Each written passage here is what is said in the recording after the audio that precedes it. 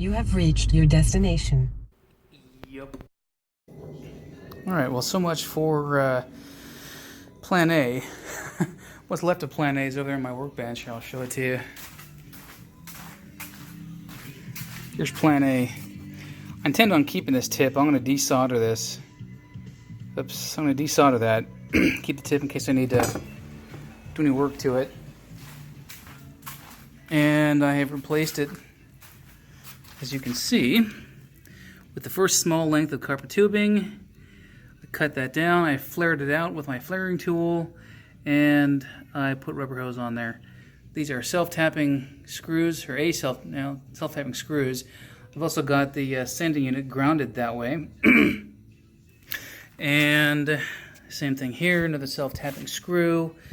That's not tight yet, but yeah, it's just a matter of, there you go.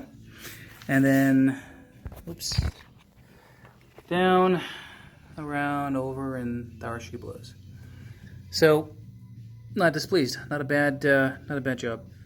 Sure as hell is better looking than the other one. And what time is it? It's probably 6:30. I guess I could start in on bending the other tube to go into there.